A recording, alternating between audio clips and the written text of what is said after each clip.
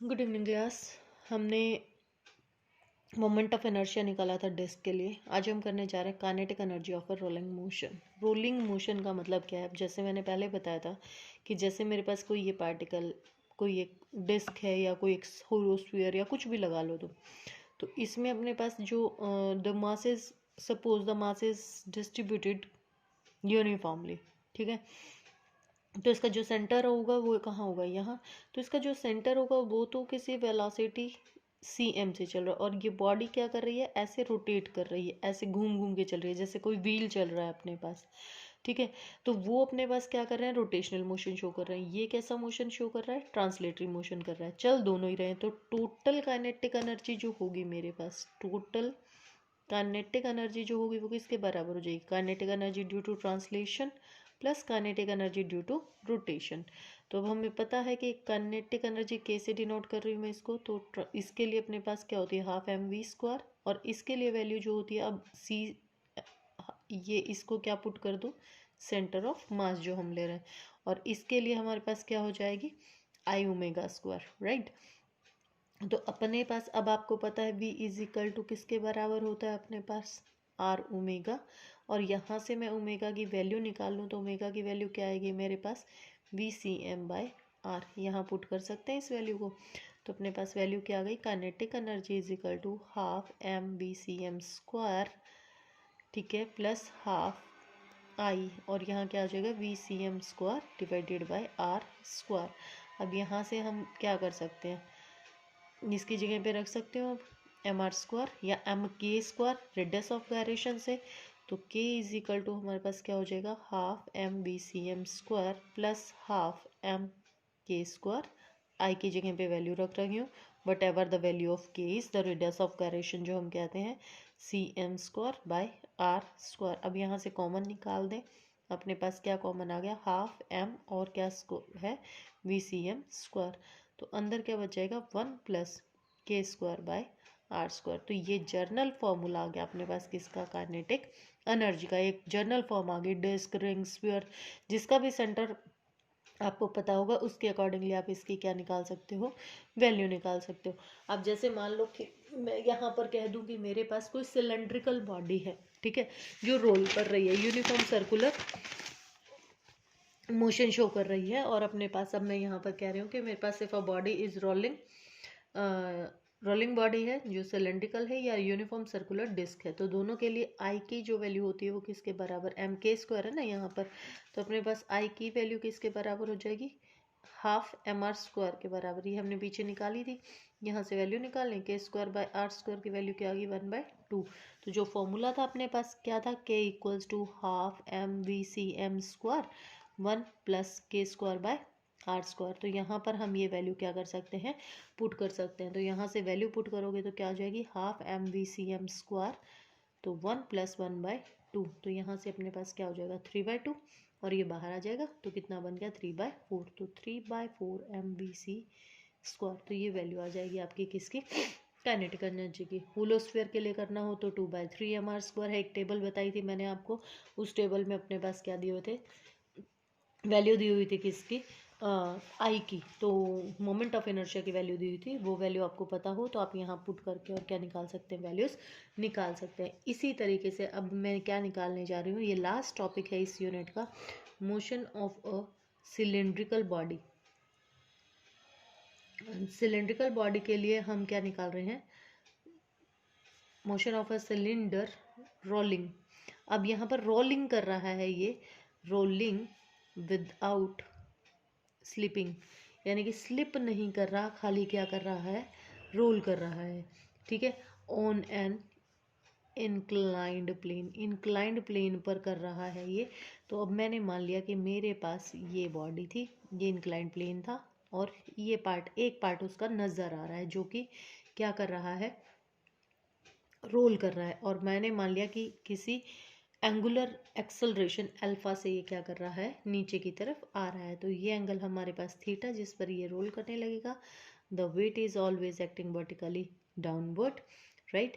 तो यहाँ से मैं कंपोनेंट तोड़ दूँ तो ये एंगल बराबर होता है एंगल ऑफ फ्रिक्शन के। तो यहाँ टूट जाएगा M G cos of theta, और इधर टूट जाएगा M G sine of theta, ये हम पहले भी कर चुके हैं। रिएक्शनल फोर्स कहाँ होगी इसकी, ऊपर, और फोर्स ऑफ फ्रिक्शन जो होगी वो कहाँ होगी, इधर। तो यानी कि इसमें अब जो मैं निकालने जा रही हूँ वो मैं क्या निकालने जा रही हूँ, इसमें एक तो मैं फोर्स का जनरल फॉर्मूला निकालूंगी और एक इसमें मैं क्या निकालूंगी, कॉफिशिएंट ऑफ फ्रिक्शन निकालेंगे, और एक इसमें हम क्या निकालेंगे, एक्सेलरेशन की वैल्यू निकालेंगे। जनरल फॉर्म निकाल रहे हैं, फिर उसमें वैल्यूज पुट कर देंगे और फिर हम किसी का भी वैल्यू निकाल सकते हैं, न्यूमेरिकली आ सकता है, ये आपके डेरिवेशन में है। ठीक है, तो अब यहाँ पर देखो अपने पास जो वेट को बैलेंस किए हुए है रिएक्शनल फोर्स, वो क्या हो जाएगी, mg cos ऑफ थीटा। अब क्योंकि ये नीचे की तरफ चल रहा है तो किसी फोर्स से चल रहा है, और वो फोर्स जिससे नीचे आ रहा है उसको मैंने स्मॉल एफ से क्या कर दिया, डिनोट कर दिया। तो एफ इक्वल्स टू किसके बराबर, एम ए के बराबर, और एम ए किसके बराबर, M G sine of theta. तो ये फोर्स बड़ी होगी किससे, फोर्स ऑफ फ्रिक्शन से। ठीक है, अब क्योंकि ये रोल कर रहा है तो यहाँ मैंने लगा दिया क्या, टॉर्क, रोटेटिंग फोर्स। तो किसके बराबर होती है, एफ क्रॉस आर के बराबर। तो हमने पढ़ा है किसके बराबर है, आई अल्फा के, राइट। तो यानी कि यहाँ से मैं अल्फा की वैल्यू अगर मैं पुट करना चाहूँ तो अपने पास एक रिलेशन हमने किया था, A is equal to R alpha. तो यहाँ अपने पास आर अल्फा, अल्फा की वैल्यू निकालने किसके बराबर, ए बाय आर के, यहाँ पुट कर दूँ ये वैल्यू। तो tau equals to I A by R, ये वैल्यू आ गई अपने पास। अब ये वैल्यू टो की मैं कहाँ पुट करूँ, यहाँ पुट कर दूँ। तो अपने पास क्या हो गई, I A by R F into R, यहाँ से मैंने फोर्स की वैल्यू निकाल ली। तो फोर्स की वैल्यू क्या आ गई, ए बाय आर स्क्वायर। अब ये वैल्यू मैं क्या करूँगी, पुट करूँगी कहाँ पर, यहाँ पर। ठीक है, तो अब मैंने यहाँ पुट किया तो अपने पास क्या वैल्यू आ गई, M A equals to M G sine of theta minus I by A, I A by R square. ठीक है, अब इसको मैं ले जाऊँ कहाँ, इधर। ठीक है, तो ए कॉमन ले लिया मैंने, अंदर क्या बच गया, M plus I by R square equals to M G sine of theta, और ए की वैल्यू हमारे पास यहाँ से क्या आ गई, M G sine of theta divided by M plus I by R square. तो ये जर्नल फॉर्म आ गई किसके लिए हमारे पास, सिलेंडर के लिए। ठीक है, तो अब यहाँ पर अगर मैं पुट करूँ, as we know I is equal to क्या होता है, एम के स्क्वायर। तो यहाँ के की टर्म में यहाँ पुट करना चाहें हम रेडियस ऑफ गायरेशन, तो क्या आ जाएगा, M G sine of theta, यहाँ क्या आ गया, M plus M K square by R square. यहाँ से एम फिर कॉमन ले सकती हूँ, तो M G sine of theta, M मैंने कॉमन ले लिया, तो 1 plus K by R square, M से एम कैंसिल। तो हमारे पास जो वैल्यू आई वो क्या आ गई, A is equal to G sine of theta divided by 1 plus K by R square. अब जिसका भी रेडियस ऑफ वेरिएशन आपको पता हो वो वैल्यूज आप यहाँ पर पुट कर सकते हैं। जैसे अब मान लो कि मैं यहाँ कहूँ कि मेरे पास क्या था, सॉलिड सिलेंडर था।